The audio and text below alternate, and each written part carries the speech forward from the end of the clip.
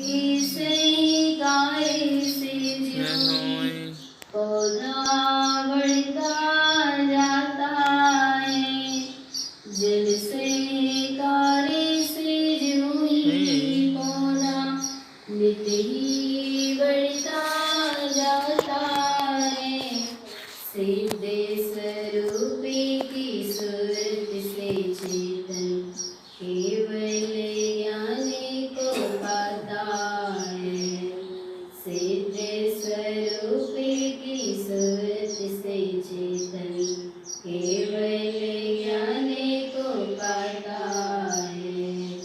जिन जिन वाणी जिन वाणी सरो भवियते जिन वाणी सरो भवियते जिन वाणी।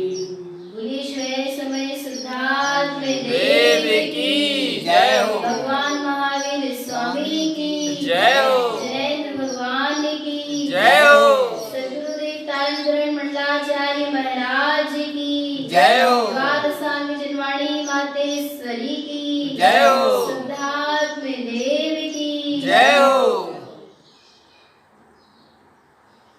परम आराध्य मां जनवाणी, परम आराध्य सद्गुरुदेव जैनेन्द्र परमात्मा की शुद्ध अमृत शक्ति शुद्ध जिन्देशना सद्गुरु ज्ञान समुच्चय सार ग्रंथाधिराज में भोग उपभोग का स्वरूप बता रहे हैं कि सच्चा उपभोग क्या है और सच्चे उपभोग का फल क्या है और अशुद्ध उपभोग क्या है और अशुद्ध उपभोग का फल क्या है।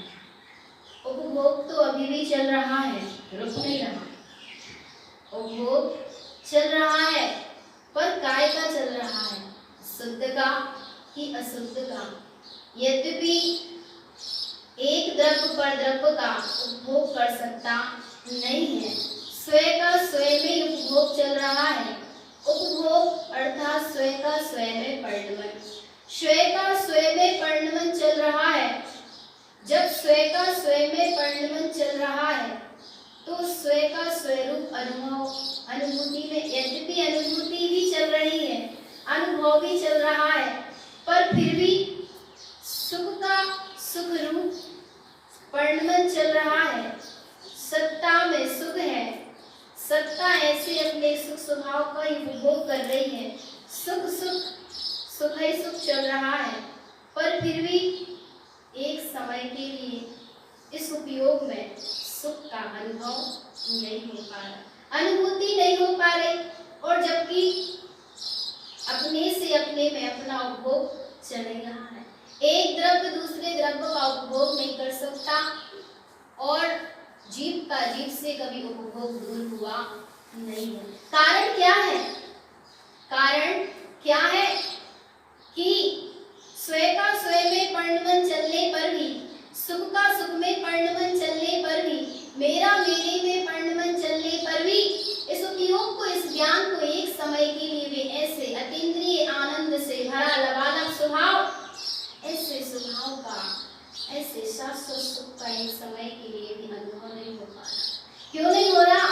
इसका कारण क्या है? इसका कारण इतना सा है चेतन, यदि जीव ने स्वीकार नहीं किया कि मैं मेरे में अनंत सुख स्वभावी भगवान आत्मा हूँ, मेरा सुख मेरे में है, कहीं बाहर मेरा सुख नहीं है। इतनी सी जीव की विपरीत मान्यता कि पर में सुख है, बस इस मान्यता के कारण से सुख का अनुभूति अनुभवन होने पर भी, वहां लक्ष्य न होने पर भी इसको पर और पर्याय का ही उपभोग चल रहा है। तब सद्गुरु कहते हैं, एक बार ऐसे अपने शुद्ध स्वभाव का उपभोग तो करो। प्रथमम भाव शुद्धम च अशुद्धम तिक्ति परान्मुखम परिणामं वन्दे मुक्तं च उपभोगं तिक्त मनः श्रुतं। सद्गुरु कह रहे सबसे पहले प्रथमं भाव शुद्धं च, प्रथम में प्रथम ये स्वीकार करो कि मैं त्रिकाल शुद्ध था, शुद्ध हूँ और शुद्ध ही रहूंगा। जहाँ ऐसे शुद्ध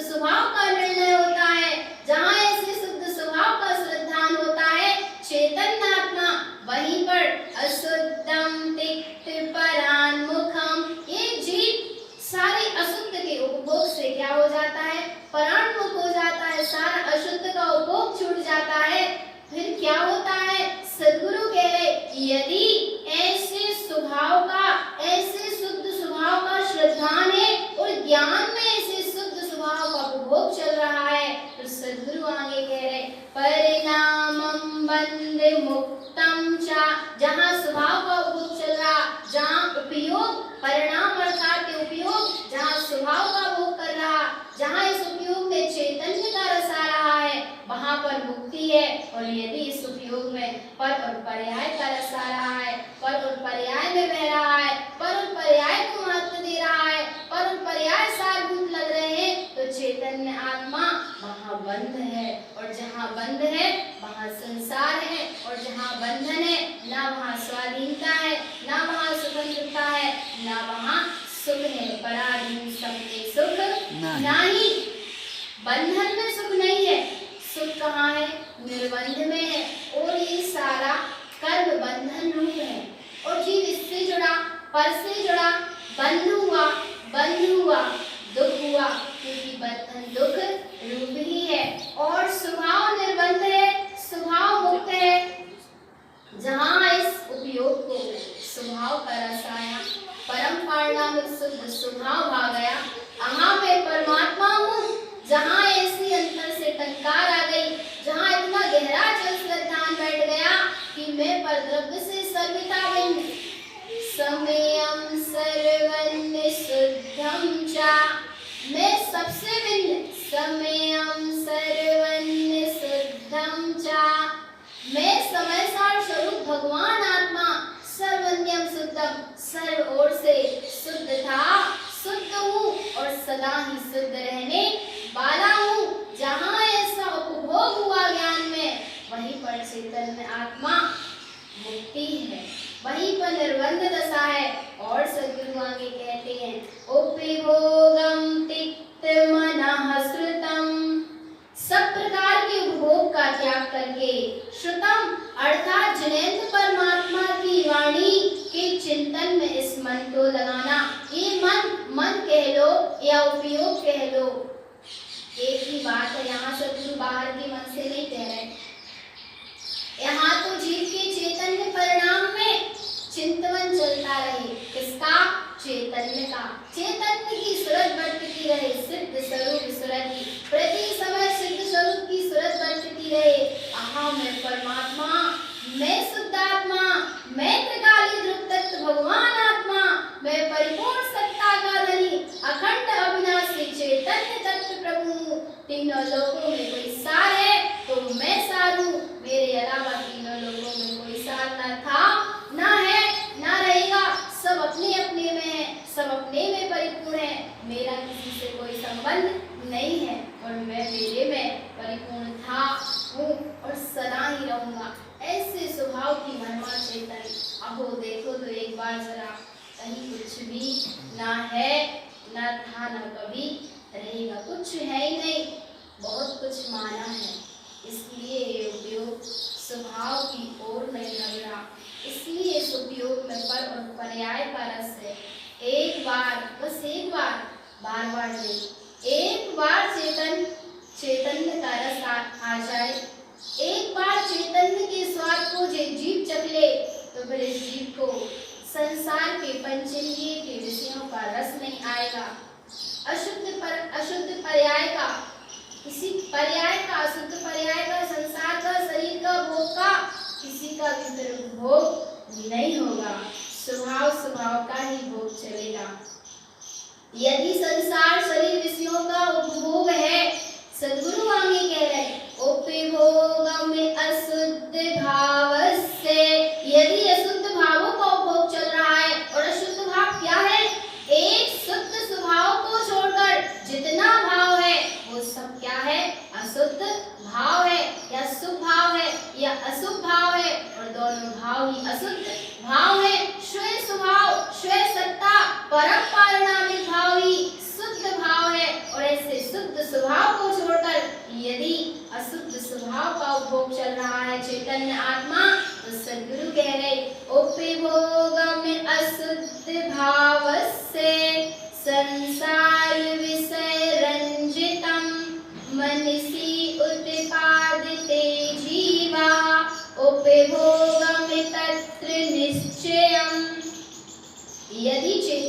आत्मा अशुद्ध भाव का उपभोग चल रहा, शुद्ध स्वभाव का ही रस है, अशुद्ध अर्थात शुभ और अशुभ भाव का ही रस है उपयोग में, ज्ञान में शुभ अशुभ ही बस रहे हैं। संसार विषय रंजितम, तो चैतन्य आत्मा संसार के विषयों में और संसार में ही रंजायमान होना है। और ऐसे संसार में यदि रंजायमान पाना रहा तो चैतन्य आत्मा ये संसार चलता रहेगा, मुक्ति होने वाली नहीं है। और सद्गुरु आगे कहते हैं, उपभोगम मन विचलन्ते भोगम तस्य प्रवर्तिते विहाराग विसंजीने उपभोगम भोग उच्यते।